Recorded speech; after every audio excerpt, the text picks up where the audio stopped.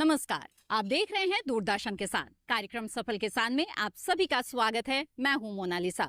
सफल किसान एक ऐसा कार्यक्रम है जिसमें हम आपको कृषि क्षेत्र से जुड़े हुए ऐसे लोगों से मिलवाते हैं जिन्होंने इस क्षेत्र में कुछ नया कर दिखाया है, कामयाबी हासिल की है और बाकी लोगों को भी एक दिशा दिखा रहे हैं।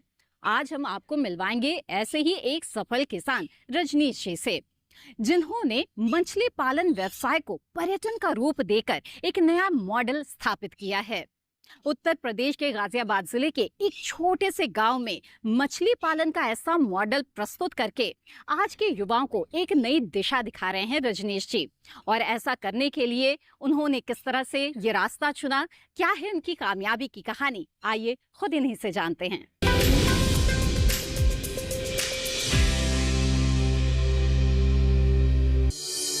उत्तर प्रदेश का गाजियाबाद जिला यूं तो गंगा नहर के किनारे बसे होने के कारण खेती किसानी के मामले में आगे है, लेकिन यहाँ के युवा खेती में ही कुछ अलग कर खेती की परिभाषा को ही बदल दे रहे हैं। ऐसे ही युवा हैं रजनीश कुमार, जिन्होंने मछली पालन के व्यवसाय को अपनाकर इसे पर्यटन से जोड़कर रोजगार का एक बेहतरीन रास्ता बनाया है। एग्रीकल्चर के क्षेत्र में कुछ अलग करने के इरादे से रजनीश ने फिश फार्मिंग को अपनाया और क्षेत्र में ही रोजगार उत्पन्न किया। इस बारे में रजनीश कहते हैं, मैं अभी फिश फार्मिंग कर रहा हूँ लास्ट 6 साल से। उससे पहले मैं अपनी एजुकेशन के बारे में आपसे शेयर करना चाहूँगा। मैंने बीटेक किया इलेक्ट्रॉनिक्स कम्युनिकेशन में, 2004 का पास आउट हूँ यूपीटीयू से, उत्तर प्रदेश टेक्निकल यूनिवर्सिटी से।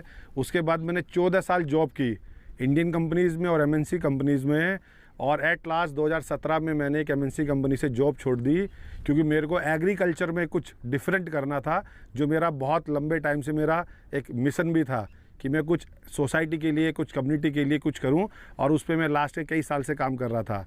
तो 2018 में मैंने अपनी पैतृक ज़मीन 6 एकड़ और 6 एकड़ मैंने किसान बंधु से लीज पे ली।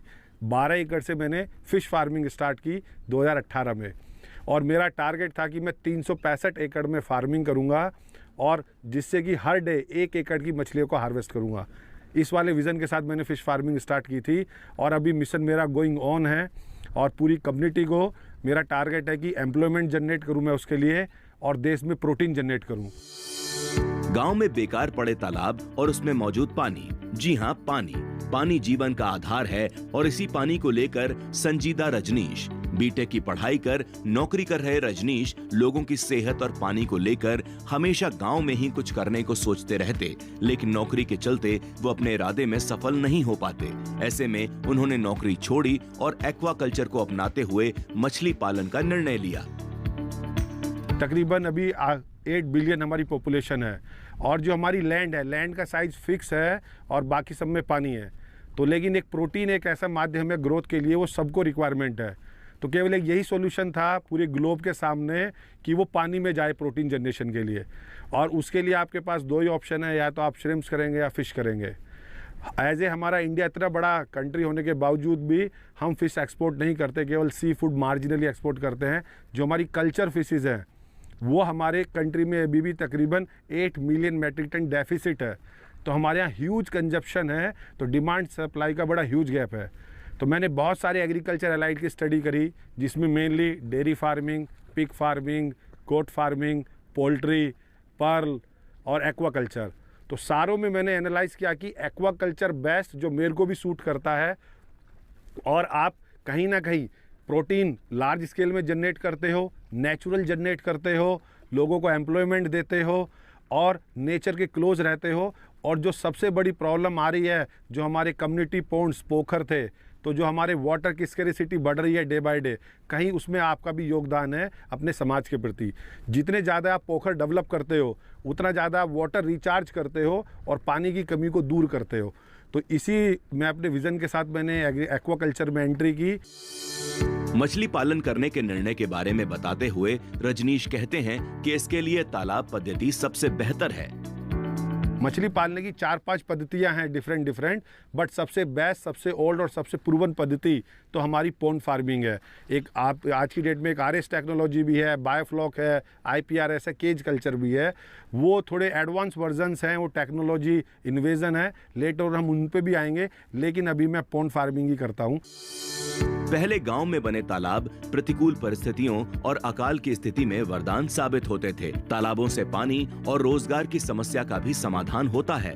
एक्वाकल्चर को अपनाकर परंपरागत खेती के मुकाबले अधिक मुनाफा कमाया जा सकता है। इस बारे में रजनीश जी कहते हैं, जितने भी हमारे पोखर्स कम्युनिटी पॉन्ड्स थे, लास्ट के 75 साल में तकरीबन हमने 20 लाख पोखर्स एनक्रोच कर दिए हैं या डंपिंग यार्ड बन गए हैं। अपने एरिया में ज़्यादा से ज़्यादा अगर आपको पानी के क्राइसिस को, देश को भी बचाना है, तो वाटर बॉडीज़ को डेवलप कीजिए और वाटर बॉडीज़ को डेवलप करने के साथ साथ आप उसमें एक्वाकल्चर कीजिए। जब मैंने जॉब लेफ्ट की और फिश फार्मिंग स्टार्ट की तो बहुत सारे हर्डल्स आए। फैमिली वालों ने भी थोड़ा इनिशियल लेवल में कम सपोर्ट किया। मेरी कॉर्पोरेट की नौकरी थी, वीकेंड ऑफ था और मैं नेशनल और इंटरनेशनल प्रोजेक्ट्स देखता था, लेकिन मैं अपने विजन के साथ इसमें किक ऑफ हो गया।